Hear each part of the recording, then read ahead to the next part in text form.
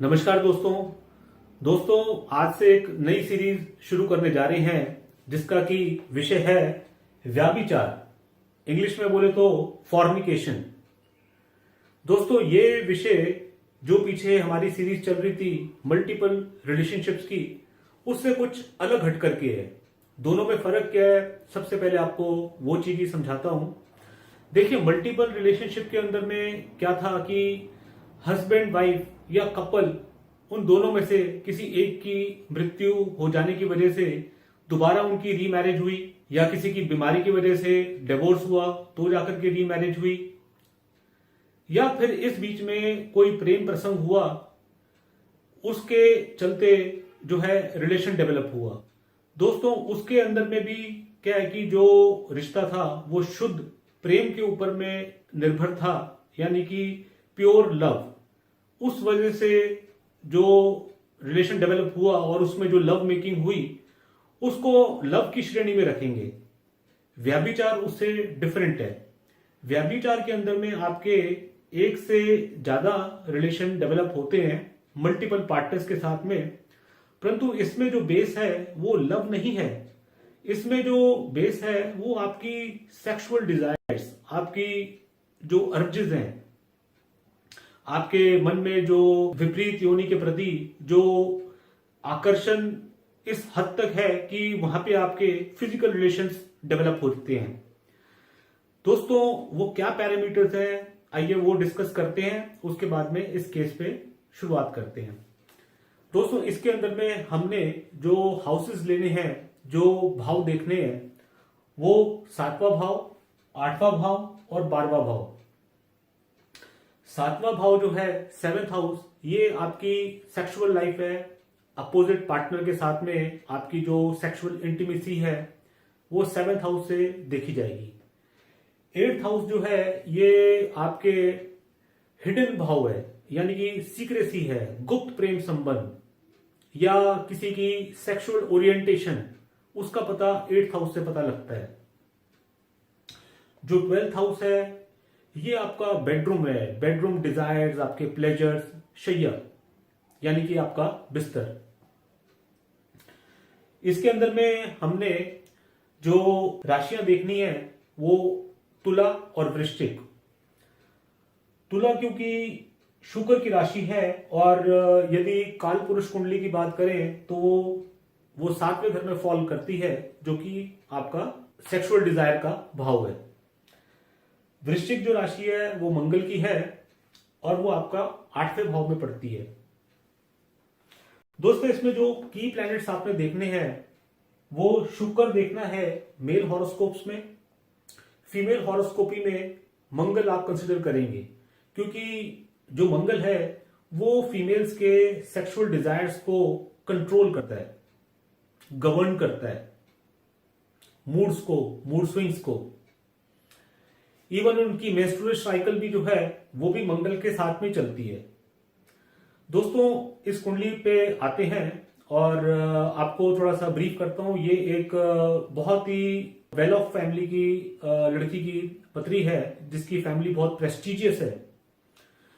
दोस्तों इसकी शादी से पहले इसके कई लोगों के साथ में फिजिकल रिलेशंस डेवलप हुए।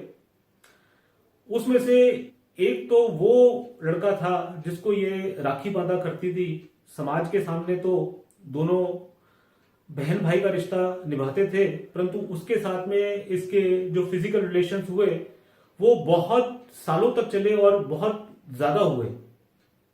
ये कई बारी अपनी माँ के साथ मेरे यहाँ पे आई कंसल्टेशंस के लिए, क्योंकि इसकी शादी में व्यवधान हो रहे थे, रुकावटें आ रही थी। कई बारी पूछने के बावजूद भी इसने कभी ये एक्सेप्ट नहीं किया कि इसके ऐसे ताल्लुकात रह चुके हैं। कुछ उपाय इसको बताए, वो रेमेडीज इसने की, इसकी शादी बहुत अच्छे घर में हुई। वहां पे भी जब प्रॉब्लम्स आई, दोबारा मेरे पास में आए मार्गदर्शन के लिए, तब इसने इस बात को एडमिट किया कि हाँ, शादी से पहले इसके कई फिजिकल रिलेशंस कई लोगों के साथ में रह चुके हैं। दोस्तों आइए इस पत्री में आपको वो योग बताता हूं कि किस तरीके से वो क्राइटेरिया इनका बैठा। दोस्तों लगन के अंदर में बृहस्पति बैठे हैं जो कि 7th हाउस पे अपनी दृष्टि डालते हैं और 7वें घर के स्वामी हैं। 7th हाउस में मंगल और शुक्र बैठे हैं। मंगल और शुक्र की युति जब भी होगी इकट्ठे तो वो आपके उत्तेजना को और बढ़ाते हैं, क्योंकि मंगल सेक्सुअल ड्राइव का कारक है फीमेल हॉरोस्कोपी के अंदर में। यहां पे इसने शुक्र के साथ में बैठ के उसके डिजायर्स को और भी ज्यादा बढ़ाया। बृहस्पति उसको देखते हैं, इस वजह से इस बात पे एक पर्दा पड़े रहा, वो बात कभी भी किसी के सामने आई नहीं। यहां आप देखेंगे कि जो 8th हाउस है उस पे चंद्रमा की दृष्टि है, और चंद्रमा वैसे भी मन का, भावुकता का, चंचलता का कारक है। 8वें भाव का जो स्वामी शनि है वो 6th हाउस को देखता है, जहां पे इनका लगन का स्वामी बुध बैठा है राहु केतु एक्सेस में। शनि का बुध को देखना, जो कि शत्रु राशि में बैठा है मंगल की राशि में राहु केतु एक्सेस में, इस वजह से इनमें से कुछ रिलेशन अपने से विभिन्न जाति के लोगों के साथ में भी इस लड़की के बने। यही आप नवाज कुंडली में भी देखिएगा। नवाज कुंडली में लगन में शनि बैठे हैं और 4th हाउस में मंगल, दोनों की दृष्टि 7th हाउस में बैठे शुक्र पर पड़ती है। शुक्र कारक ग्रह है सेक्सुअल एक्टिविटीज का।